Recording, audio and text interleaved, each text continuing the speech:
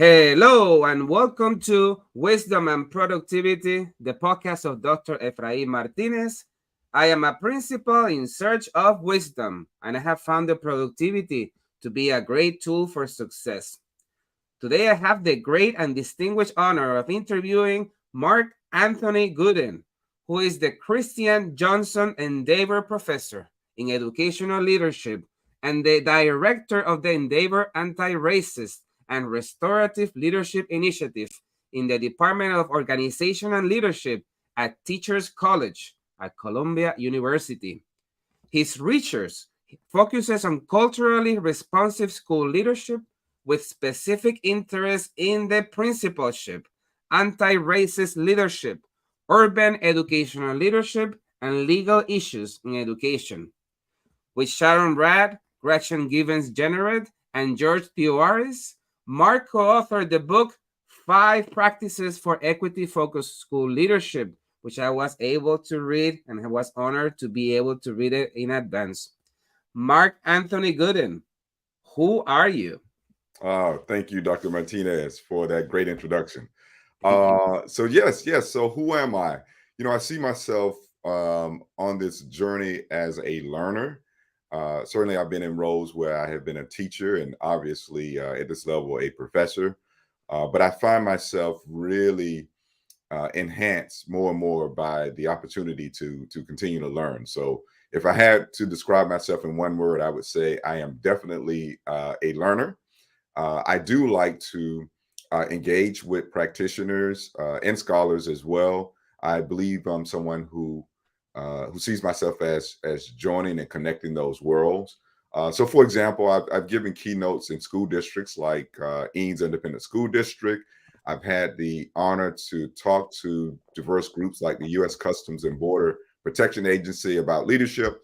But also, I've been able to travel internationally in some respects and talk to groups like the British Education Leadership Management and Administration Society, just to name a few. So I see myself again as a learner in all those spaces, but someone who can share knowledge and co-learn with the individuals I get a chance to engage with. Beautiful. So, Mark, can you share with us your origin story? What happened before today? Oh, yes.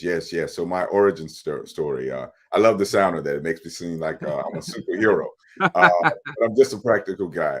So I will say, I was one of those folks who started out with the opportunity to go to the university in my home city, and that was Albany State College at the time. And I was a kid who didn't know a lot about the institution, but was really blessed to have such a jewel right there in my midst.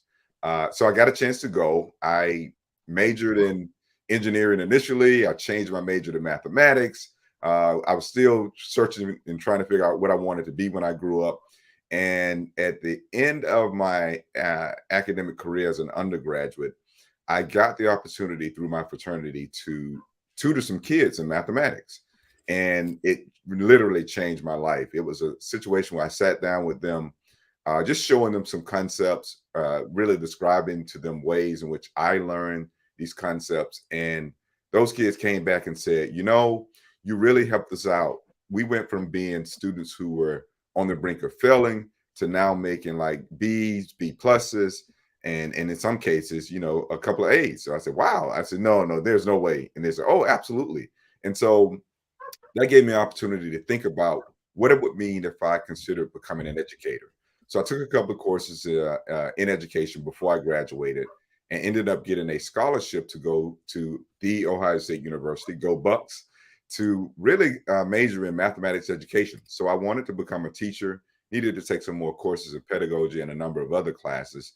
And that began my career as an educator.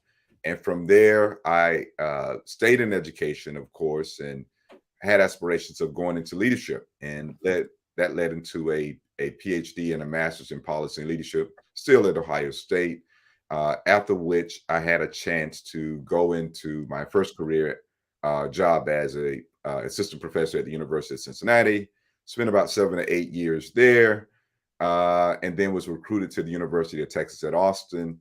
And in both of those cases, I got the opportunity to lead principal preparation programs And then finally, I was recruited to Teachers College, Columbia University, about 6 years ago. So that's kind of the path. There are some bumps and bruises along the way, and some opportunities to learn, and definitely meeting some exciting people who've had a great amount of influence on me, who some of whom I'll talk about later in the program. Well, and Mark, follow-up question. What lessons have you learned teaching in such a prestigious institution like the Teachers College? Oh my goodness, so many lessons. So I'm just coming off of a stint as the department chair of organization and leadership, and I have to honestly say that has been one of the major challenges in my journey in terms of learning, but it's also been incredibly rewarding to work with colleagues, just a bunch of really sharp and intelligent people, which wouldn't surprise folks, but also people who I think have been truly world changers. And I got the honor of being able to lead them. And so that was a true application of some of the concepts from my learning over the 22 years as being a professor, and some of the concepts which we discussed in the book of 5 practices for equity focused school leadership. And I would say that one of the highest honors was paid to me by a couple of colleagues who just said, you know, they had also read the book and said to me, you really strive to live out these principles. And that has really been a benefit to us in our department. And of course, along the way, I got a chance to read the research of my colleagues a little more closely and get to know them as individuals, but also engage with the fantastic students that we have in the Department of Organization and Leadership. So there's been much learning along the way, obviously applying the research and then getting a chance to recognize that there are newer questions that need to be asked. And so I'm now coming off of that leadership stint, getting ready to engage in some of those questions. Beautiful. And before we jump into the questions of the books, two more personal questions. If you have to gift someone 2 books, one fiction and one nonfiction, which books would those be? Oh my goodness. Wow. Well, I would imagine that for the nonfiction book, I would definitely say Where Do We Go From Here? Community of Chaos. And I've sort of been jumping into that book. I go in and out of it. And that's of course by Dr. Martin Luther King Jr., who really writes about some of the major challenges we have in our country from his perspective during that time. Um, but it's instructive, and I find that it's also applicable to some of the things that are happening, today. Um, and as far as man, there's so many books that fiction books, but I'll just go with this one because this is the one that's coming to mind. I'm gonna say Derek Bell's "And We Are Not Saved." Um, yeah, it's like there were a couple coming to mind, but that's the one that's coming up right now. And my reason for presenting that fiction to people is Derek Bell writes in this book, and for folks who don't know, Derek Bell is considered to be the father of critical race theory, and also was an attorney during the civil rights movement, and did a lot, I think, in helping us think about education, starting with the Brown versus Board of Education decision in 1954, but so many others. And the reason I like this as a powerful work of fiction is Derek uses allegory, like a lot of critical race theories. He uses story, narrative, in many cases, fact-based narratives to tell the stories of what's happening in our country, and to really help us understand a little more deeply about how we can grapple with some of these issues. But he does it with these really just incredibly powerful stories, and he does it through, in this particular book, through the shero in the book is called Geneva Crenshaw, and she is an African American woman who's a powerful lawyer who's really very much committed to supporting and serving her people. And the narrator has all these conversations back and forth about some of the things that are happening during the time that are fact based, but then they have these discussions about how to do it. And it's really, really well done. It's like if you want to read scholarship that really tells you a powerful story about the complex issues that are happening in our country, but at the same time, it's entertaining and engaging in the way in which he's done. It's really quite creative. So that would be the work of fiction that I would present to people. Beautiful. You know, as I was reading the book, I was wondering who is or who are your biggest influences? Oh my goodness. So there are folks who have influenced me in the academy and who have influenced me in my life of learning as a student, even during the K-12 setting, and folks I think who inspired me to be teachers. And I'll talk about them really quickly, but I just want to also pay honor to my mother as my first teacher, and my mother really helped me understand that even though we were growing up in humble circumstances, and we didn't have certainly a lot of financial resources, but she instilled in me kind of the love of just the written word and the spoken word, and just really instilled in me the ability to be able to strive and do well academically, but also reminded me of the need to help people and to support folks. So even when you didn't have a lot and we did not, she always found ways to share with people. She could share a good word with folks.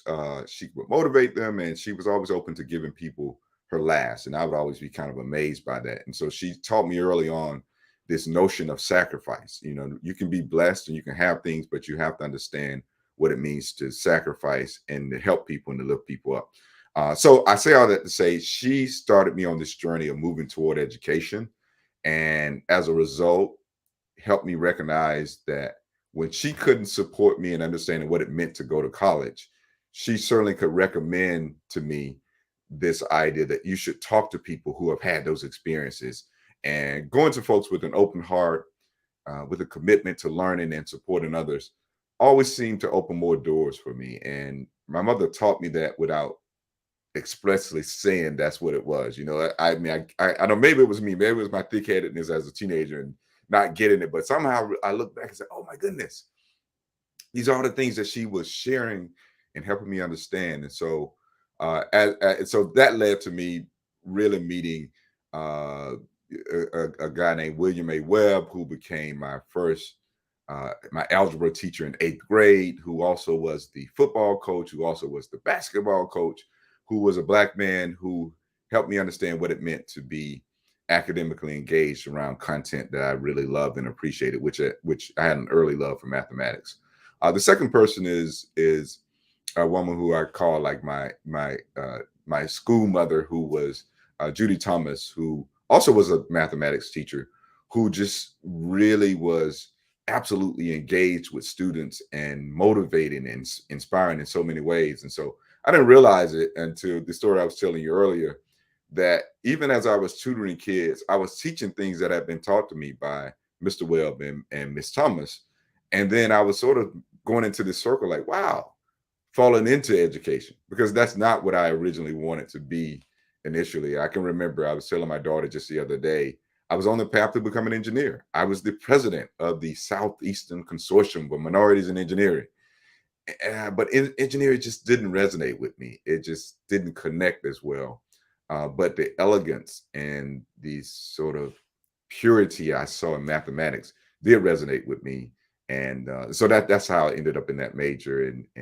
And those are the people who influenced me in a big way. And there are a number of folks along the way, people like Linda Carroll Tillman in the academy, who helped me understand what it means to become a professor, but also have a connection to your people and the people you are there to support, and the folks who have in turn supported you to get there. Beautiful. Thank you so much for sharing. So, as one of the authors of the 5 practices for equity-focused school leadership, could you provide us an overview of this book and explain what are these 5 practices? Yes, absolutely. We'd be glad to do that. So in short, the 5 practices start with prioritizing equity leadership. And I let me go through them first, and then I can come back and Sure. implement. And the second practice really is to prepare your mind, prepare yourself intellectually, um, and emotionally to engage in equity leadership. In other words, we're taking you on this journey to learn more about yourself and your identity as a leader. And so through that, we talk about this process in ways that help you reflect. Of course, you're going to react to some of this work emotionally, and that's okay. But we also want you to repeat this work, each and every day as you engage. So prioritizing equity, preparing yourself for equity, and then the third one, speaking of superheroes, you can think about the Avengers. We want you to assemble a team. This is really important work. It's engaging work, but it's also very tiring and not the kind of work you want to take on your own. So assemble a team, an equity leadership team. We would hope that you would call them that. At least have them focus on those principles, and then move that team with you along this process toward change. You want to really be changing and disrupting some of those inequitable systems, and then going into a space where you can replace them with equitable systems that are supportive of kids who've been marginalized because of their identity. And then last but not least, we want you to move into a space to sustain this equity work. We want this work to be with us and really become a part of your system of change. And we are really working to disrupt inequitable systems. So we have to have a system of equity. So I would say that those definitely are, those are the 5 practices in a nutshell. But I'm happy to continue talking about them. But that's as you've read the book, which I'm really excited to hear some of your thoughts, some more questions about it. But those are the 5 practices as I see them. I really appreciated how the book challenges us to reflect on how we are feeling, because sometimes it can be a little bit tough to realize, oh my goodness, I am part of the problem. Even though every day I feel like I come here to do all these changes, but sometimes we also live in these systems with all these problems, and we allow many things to do. So it really challenged my thinking. So, can you pick a story from the book where prioritizing equity became a defining factor in someone's leadership journey? Oh, yes, yes, yes. So I'm thinking of a principal that I've had an opportunity to work with who really has, I believe, embodied like the 5 practices in her work. And one of the things she's done a number of things, but one of the ways she did this is prioritizing equity by going to her leadership team and her teachers and explaining to them that one of the ways to get into this work is to really reflect on who you are. To your point, Dr. Martinez. Mhm. But and it's not but in the way in which she wanted to do that initially is to go into a reflection as we talk about these racial reflections. And so she created a racial autobiography for herself, and she created it in a way that was shareable to her colleagues, and she did just that. But in the process of doing that, she reminded them that this was something that really was important for my leadership, really was eye-opening for me. It really helped me see a number of blind sides, even as a Black woman who's a leader of a school, because a lot of folks think, oh, okay, race is just if you're Black, you kind of get all of it. You understand everything. And sometimes people make those kinds of assumptions. But she did that. And then she said to her staff, this is what I'm doing, but this is why I need you to do it. And so that was a really powerful way of prioritizing equity and also opening up and being very vulnerable about that as a leader. Because sometimes in these present times, we get confused. We think in order to be the leader, I have to be the person to stand in front of everybody. I have to stick my chest out. I have to be infallible. I have to do all these things. And what we realize that leadership really is, if you're going to be effective, if you're going to influence people, oftentimes it's a very personal endeavor, right? And leaders feel that, especially when they feel the bumps and the bruises. If we have been in leadership roles, uh, people tend to find ways to let us know when we have made mistakes or when we have been Certainly. ineffective. That somehow that gets back to us, right?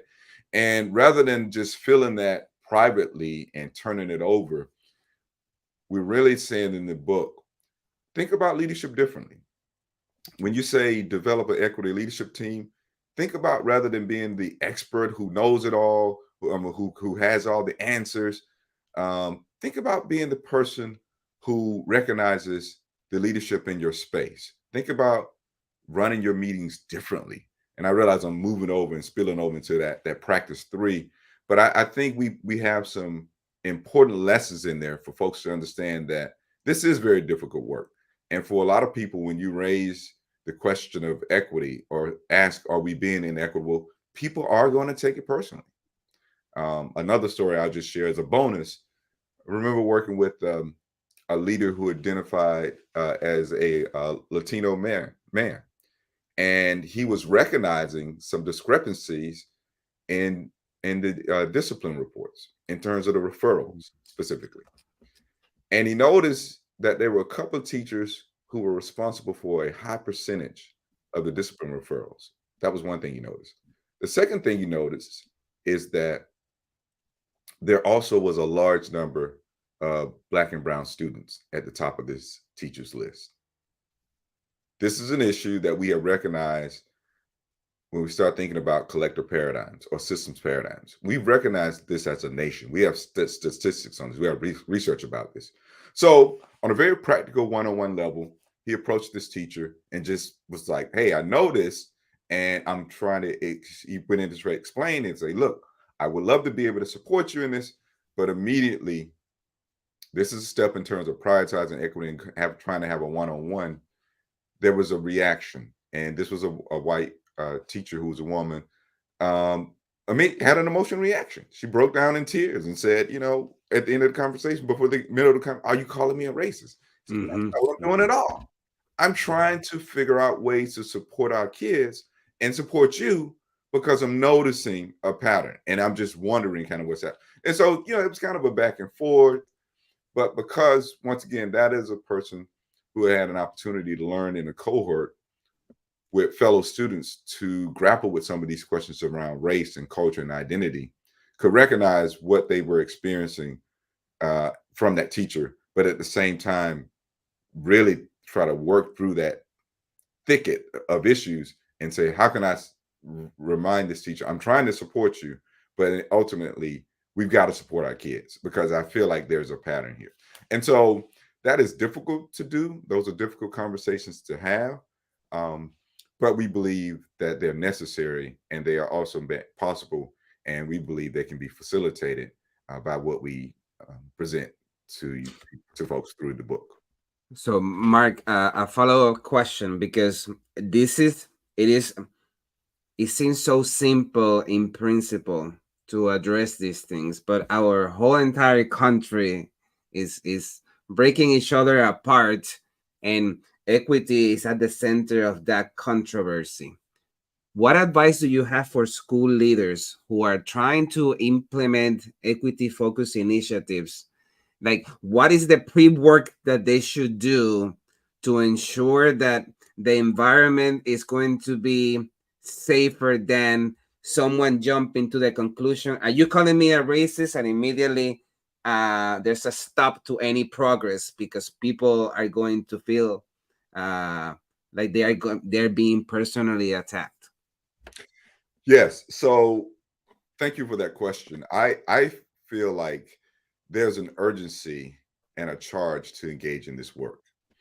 And yes, we do have people who feel that way. And we do have people who say, I don't like the way it makes me feel when you bring this content up. And I feel like, even if you're not saying it directly, that you're calling me a racist.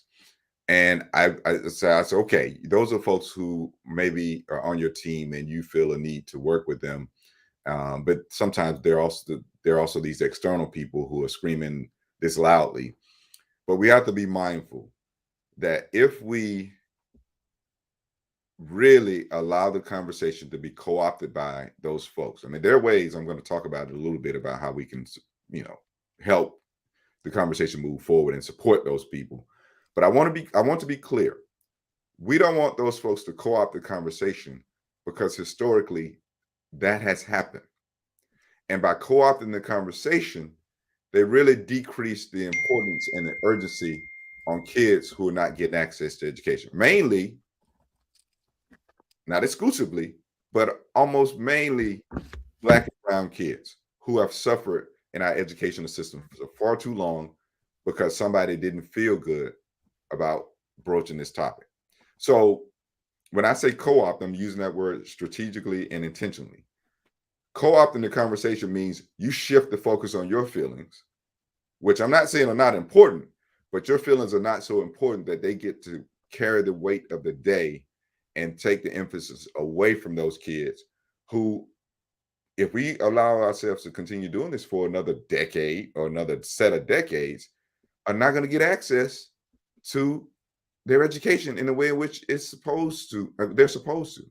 They're not going to be people who can participate fully in the democracy. They're not going to be folks who are going to get access to a higher quality of life. You may already have access to those things, and you can be in your feelings in a very safe place. But we have to recognize, and I say this when I engage with leaders, we have to recognize that there's an urgency around this work.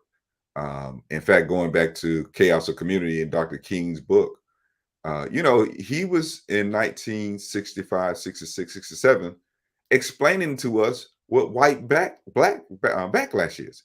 He was saying then, it's not a new thing for prejudice to come out. It's not a new thing for insecurities to come out, that prejudice mask that's insecure. It's not a new thing.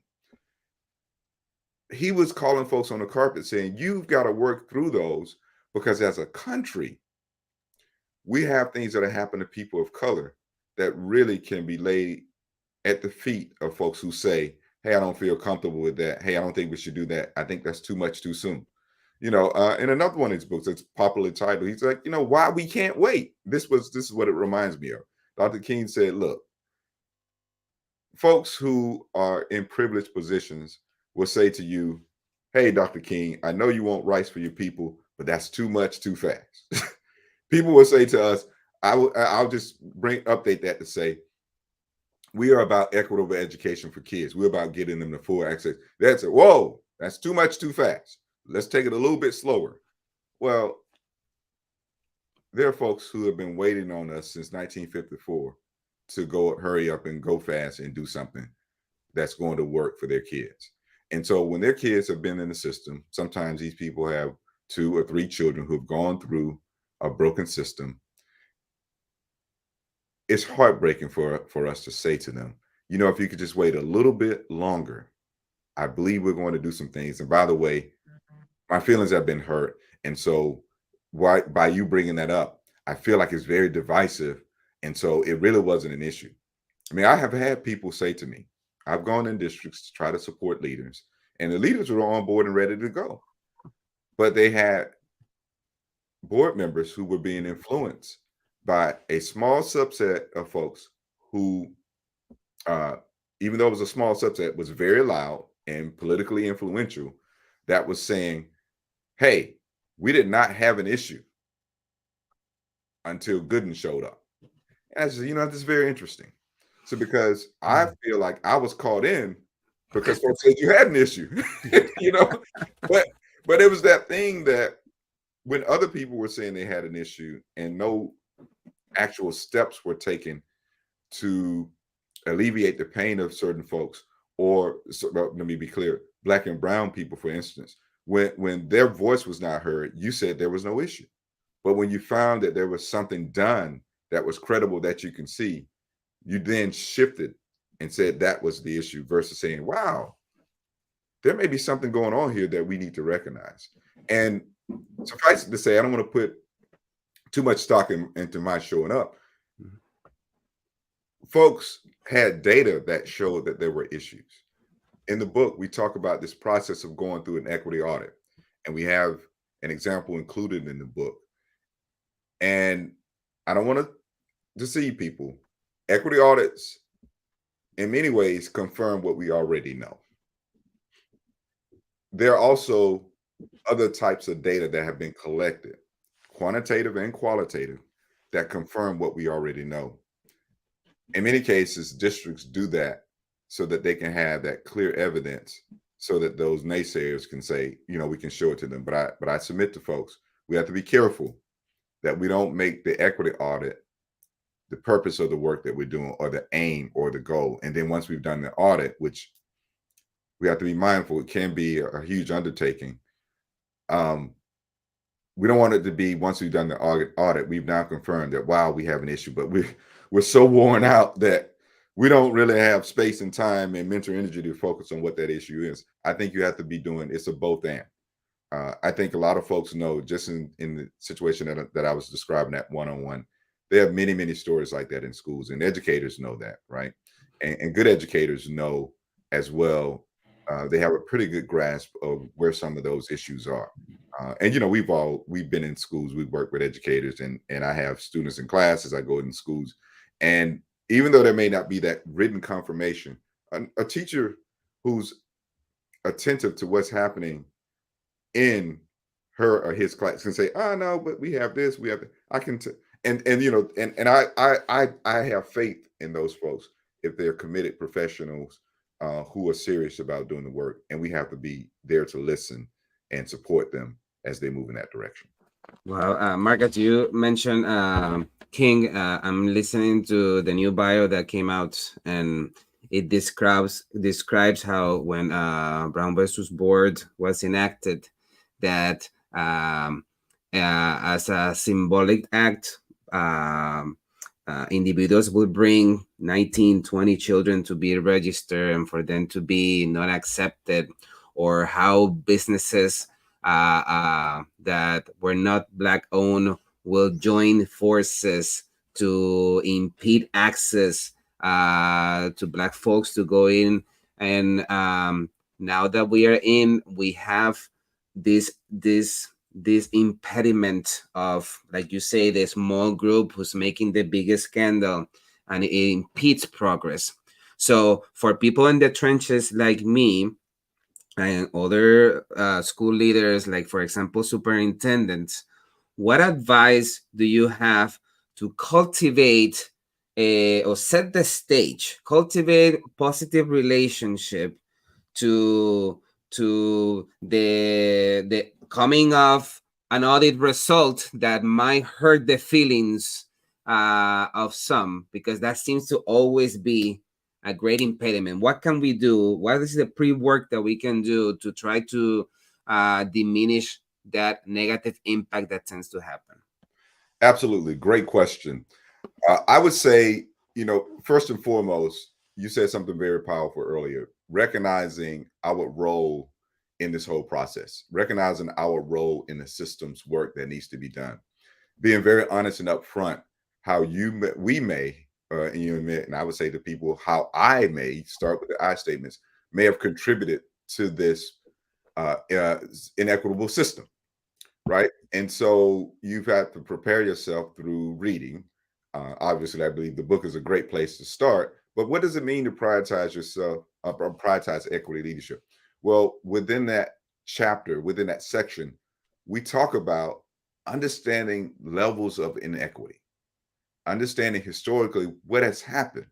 Like I talk about what King's work and what really makes me. I mean, I embrace other scholars. I mean, as well, and other leaders and writers. But his work clarifies how some of these cycles work, right?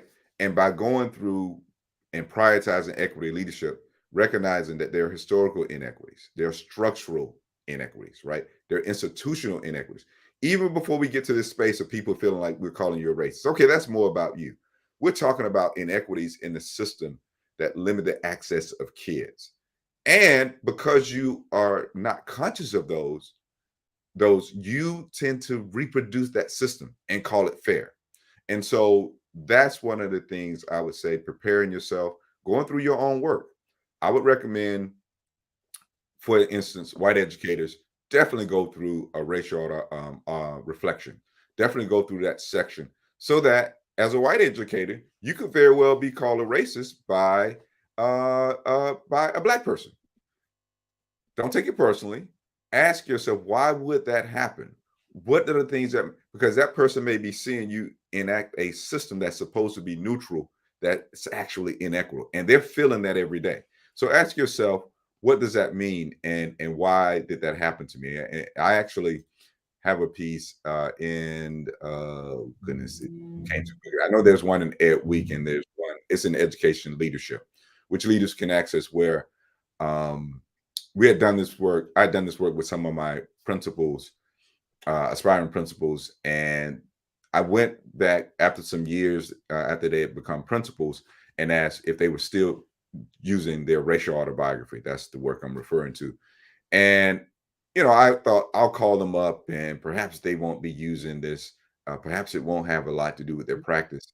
And I was pleasantly surprised to hear them say, "Oh no, I pulled it out. I've expanded this racial autobiography. I've responded to people saying things about. I've moved into a space of leading some of my colleagues through it." And so I say all that to say, doing your own work, doing your own reading is going to be so much more powerful. And I remind leaders all the time, reading the book is a start, but the book also reminds you that you have to engage in this work because it's a part of your learning. 5 Practices for Equity Focused School Leadership is a book that you can read, but there are current articles that come up. There are current situations that happen. As a leader, challenge yourself. Ask yourself, why did this happen and what do I think about it? And I remind folks all the time that even though we have this country where we don't talk about racial inequity directly, but if you watch the news, if you see things in it, if you have it, you see examples of inequities every week. And so it should be somehow curious to us.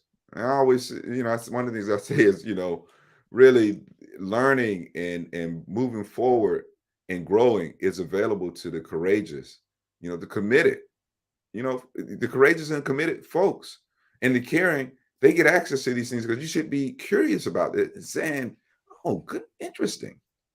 How is it that we're talking about inequities in the world, but when I bring them up in a classroom setting, or when I try to say historically what has happened in this country and the contributions that people of color made, some people say, oh no, that's critical race theory stuff used in a negative way, different from Yes. using earlier. Mm-hmm.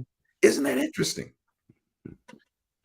It is a part of our learning. As a matter of fact, I recently saw a news story that was talking about the Treme community in New Orleans. And for folks who don't know, that's a Black community in New Orleans.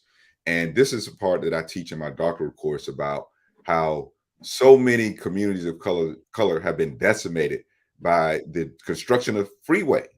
The freeways were constructed to get access for folks in the suburbs to the city so they can go to work. And so they cut these through communities of people of color who didn't have or would seem to not have as much political power. Now, that was something that people say, oh, that was done historically, and those communities have been able to bounce back, and those people should be fine now. Well, it turns out that those freeways create noise pollution. They pollute the air through carcinogens coming out of the exhaust pipes of cars. And people live around these freeways because some of those communities, what was left. So what does that mean? What they found is the folks living in those communities have higher incidences of asthma, lung disease. They have to live with noise pollution. So there was a professor at LSU who took her undergraduates out, and they went in and they just walked around the community and measured all 3 of those things. And they said, oh my God, this is off the charts in terms of the pollution, the noise. And those folks are fighting, mostly Black people in this community, to get rid of those freeways. Now, why do I give that example? That is an example in this country of how we did something bad historically.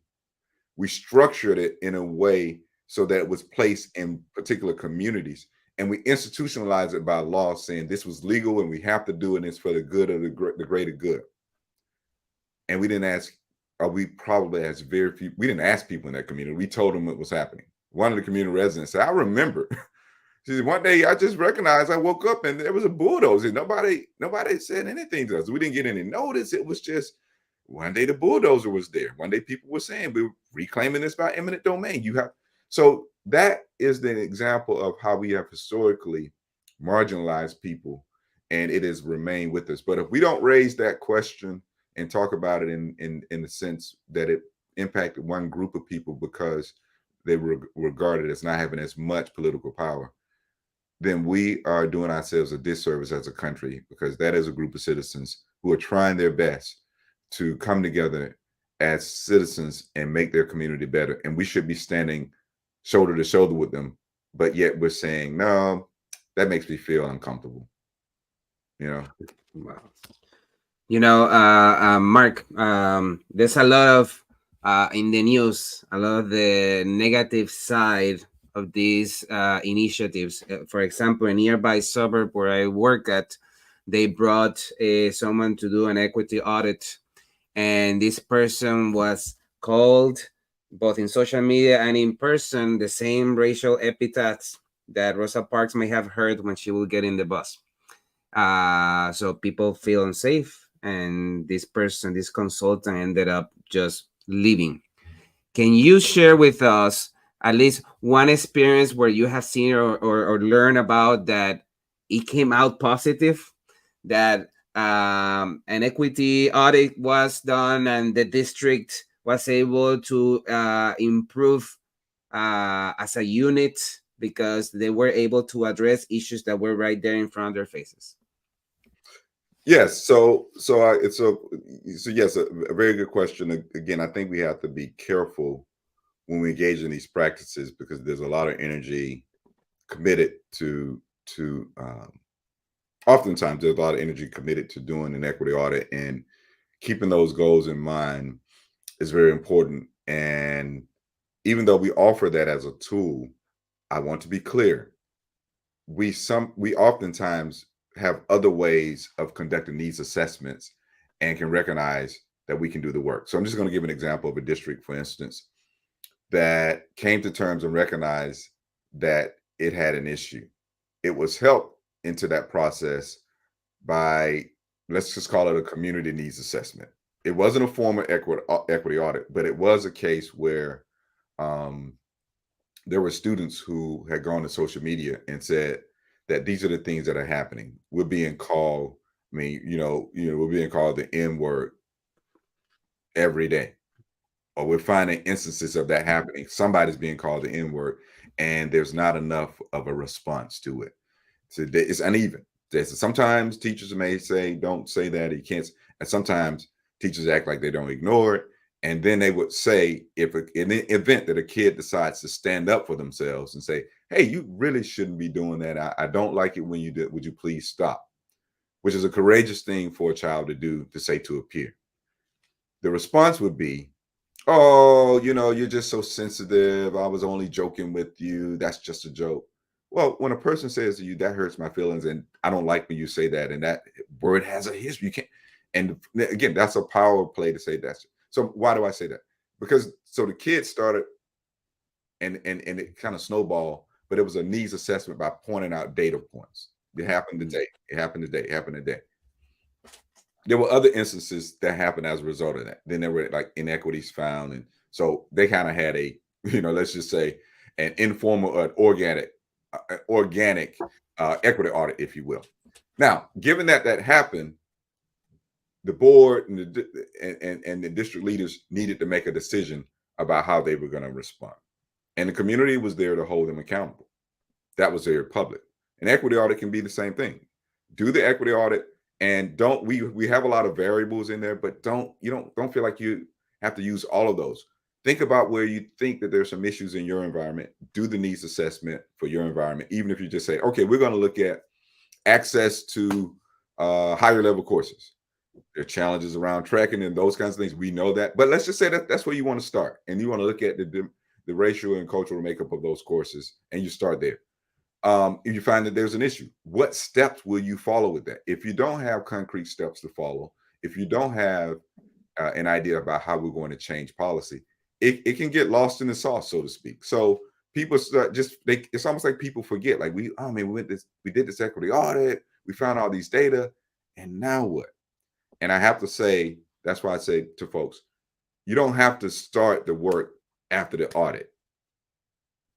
Many educators have school level data that says, for instance, one where you can have data that's already been conducted for you is inequities in suspension. Okay, we have this disparity issue. Like I said earlier, that's a national issue. We talk about that in the book, right? You can get access to those data from the Office for Civil Rights.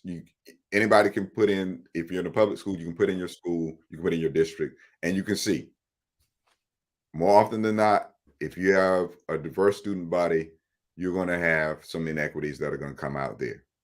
If you have oversubscribing of kids in special education, by race and culture, you're going to see it there. What are some steps that you can take to do something about that now that you are aware? And so I say to people, consider that your informal needs assessment, your informal equity audit, if you will. Those data are legitimate because you've already collected those as a school. And many, I'm giving you Office of Civil Rights data. But many schools, all schools have collected some kind of data. And they know that, right? So and so those data are available, and leaders, I look to leaders to lead those conversations and share with the other staff in the building about what's available and what we can do about this to address it. Because if you do not address it, folks recognize, and if they don't know, folks can make complaints to the Office for Civil Rights, right? And indeed that has happened. And parents can call and say, look, we've got, I think, something that's there's disparities happening. There can be an investigation around that. And so, as the things that they'll come in and looking for is like, do you have disparate impact, right? Is this something that you say is neutral, but then it ends up having impacting folks differently based on their identity, and so if you have that kind of situation, and disparate impact is one, of course, then that's an example of things that we may already know, but we have decided not to do anything about them or move in an intentional way to change them. So that is something that principals can easily do. We get the data, we bring it to our teams, we let them go through that, and it will be easy for them to conclude, yikes, we are suspending African American kids and Latino kids way more than we are doing, and we acknowledge that. What is next? What can principals do to support that group when the grief ends, when they realize, yikes, we're doing this? What can we do? What's the next step that we can do? Absolutely. So as I was saying earlier, thinking about what is it that we do in terms of how we discipline kids. So like research tells us that we tend to watch African American and Latino kids more. People say, well, they're the ones who are misbehaving the most. Not necessarily true. They're the ones we're watching the most. So when they do something, got you, right? So is that happening in our school? We can assess that. The other thing is people say, well, there are rules and there's a code of conduct, and as far as we can tell, it's pretty neutral. Well, oftentimes when we take a closer look at it, it isn't, right? We find that there are things that Black and brown kids tend to do a little bit more, we find sometimes they're too specific on our list. And so being somebody who's taught school law, we talk about rules being vague and overbroad. That's so vague that people who don't know what it is, and somebody could look at it and they be like, I don't know what it was telling me to do or not to do. But there's also the case that some things can be so specific that they really focus on particular kinds of kids, of particular kids that kids like to express themselves, right? So look at our rules. And then last but not least, research also tells us that even when we have rules that are not biased on their face, they're biased in terms of how they are applied. So going back to that group that you watching more, when you're hyper vigilant, when it comes to that group, we find that they are receiving more severe punishments for the same infractions at a higher rate. And if we don't take note of looking at those numbers, we tend to not look at them until it's too late. And then a final point I'll say, just to wrap this up, is we have to have some awareness of this issue as it relates to race and culture. And some people don't want to discuss that. Some people don't want to address it. You may be familiar with the phenomenon of folks going to a system of restorative practices. And I like the concept of restorative practices, which says, we're going to do no harm. We're going to restore restore folks in a sense and build a community and create spaces where there are circles and we can continue to have people as a part of the community. And when they do something, we're going to focus on the behavior and not the person. We're going to try to correct the behavior and not exclude the person from the community. Generally speaking, I'm not probably doing restorative practices justice, but you folks, your listeners will get the point. Well, folks have found that when educators have been trained in restorative practices with some fidelity, they have found that their suspensions have gone down. However, I've seen at least in one instance, and I've also talked to a colleague who's done this work, who actually did her dissertation on this. And what she found and others have found that when folks did not engage in conversations around race and culture, while their suspensions may have gone down, what do you think happened with the disparity? Wow. See, the disparity remained. It was like, it went down from 20% to 10%. But my goodness, that disparity is still there. And the challenge with that is people try to do shortcuts, right? Or people just said, we're just going to embrace restorative practices. Oh my goodness, we don't have to deal with that stuff around racial inequity, all that inequities. Just do restorative practices will save us. But the challenge is we didn't really ask ourselves, who are we? And that's the question you started with, Dr. Martinez, for me. Who am I in this whole process of engaging with racial inequity? Who am I? Because if I don't know who I am in this process, I may very well run the risk of repeating the status quo. I may very well run the risk of being a nice shiny cog in this wheel of anti-progress, right? This wheel that continues to create inequities without knowing it. And so if we don't know who we are as educators, if we don't reflect upon that, it doesn't mean that we're bad people. It doesn't mean that we're racist automatically. We may have really good intentions about this, and nobody wants to continue moving toward what would be considered as of old, like prejudice and bigotry. But the reality is, in the tip of that triangle that I was describing earlier with those multiple levels of inequity, is the interpersonal piece. It clouds our judgment. And we think just because I'm nice to folks and I interact and I try to be good to everybody, I'm not going to be the person who ends up with more African-American and Latino kids being suspended in my class. But what if I am? What does it mean? What does that say to me, right? For a lot of people, the first thing they think is, oh my God, that says you're saying I'm a racist. Going back to our narrative earlier, you're saying that I'm not a nice person. You're saying I'm a bigot for all practical purposes. But I remind people, that's old way. That's the old way of thinking about this, right? That's the socially unacceptable way of thinking about this work.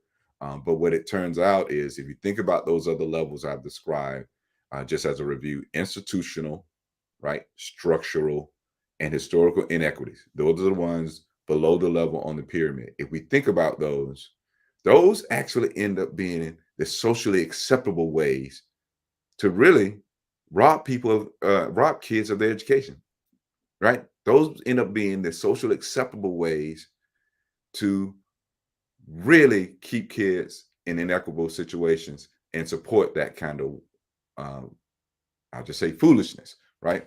And so we just have to be aware that's not what we want to do.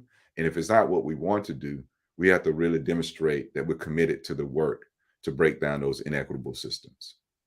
Wow, what a masterclass. I feel I'm a better educator already.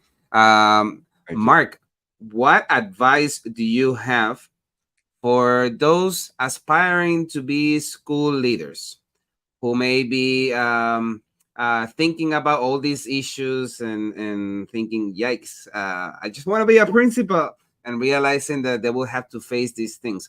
What advice do you have to them as they embark on this journey? Yeah, very good question. Well, first of all, the first thing I'll say to you, if you're interested in doing that work, I would, really just say thank you in appreciation for wanting to do it and wanting to be committed to what I think is one of the most important jobs in this country. Now, that said, I always remind folks that it is going to be a thankless job, right? But if you subscribe to the principles that are discussed in 5 Practices for Equity Focused School Leadership, you're going to be a better leader, right? You're going to be a person who recognizes that this is a work of a community, and there are many communities that can support you. We literally say to folks, we don't want you to be a hero leader. Hero leadership may look good initially, it may even feel good up to a point, but it tends to wear people down too quickly. And the job is just too big for one person to take it on. So what I like, what I appreciate about our book is when we look through the this work, it is the culmination of 4 folks who've been in education on average. When we started the book, all of us had about 20 years each in education, working at different levels. And one of the things we noticed, it took us a while to write the book because we like each other, and it was important to come together as a community. But we recognized the power of others, the power of other people in the community working on these major issues. And so, as a principal, recognizing early on and build community. Obviously, we hear things about develop strong relationships. Yes, that's good, and we talk about that in the book. But in a sense, you really are building community. You're developing opportunities to learn with people. And there will be a lot of times where you're going to deal with some really difficult content, and you're going to have to go to those same people. But having a relationship and having built community with them is it's almost like you're talking to a family member, and there's a lot of care in there, a lot of curiosity and consideration for each other as you move toward work on what can seem in many days, honestly, like an intractable issue if I listen to the leaders, but who have learned that when I'm doing this work, I'm certainly relying on a number of people with a lot of great resources and great ideas to support me in this work. Beautiful. Mark Anthony, what's next in your educational leadership journey? Oh, thank you. Well, for me, my institution has graciously granted me a sabbatical, and I'm going to be working this year on doing a lot of writing and research as a professor. It is a real blessing to be able to have done leadership and then be able to step away out of that space and go back into the professorate. I mean, if I finish my career like this, I will be a blessed man. I don't have to do anything more. I do get opportunities of people calling and asking me to consider some other roles and exciting ones, I might add. But right now, I'm very content just doing more reading and writing and learning. I mean, it brings us back full circle to what I said earlier. If I can just be a learner just the rest of my days in this space, I'll be a happy man. Beautiful. And my final question is, when the curtain closes and you're just Mark Anthony, what do you do for fun? Oh well, I have a 16-year-old daughter, and she's always able to aptly and roundly criticize me for my dad jokes. But just hanging out with her. It's been great to learn alongside her and to really teach her things that I know, and to listen and learn from her. I'm also, I'm a husband as well, and so as a family, it's fun for us to hang out. And one of my really wonderful experiences, I like to read, of course, as a scholar. It's kind of a thing as it's almost an occupational hazard, but it's also one of those things I do for fun. And I had a chance to read The Bluest Eye with my daughter, and it was just so great reading with her Fun. the book and hearing her take on it. And it's written by, of course, the great Toni Morrison, Hmm. but it's also one of those books that's ended up on one of those banned lists, right? And so it was just great to sit and read with her, her assignment, and get my perspective. So that's it. It just kind of spending time with her.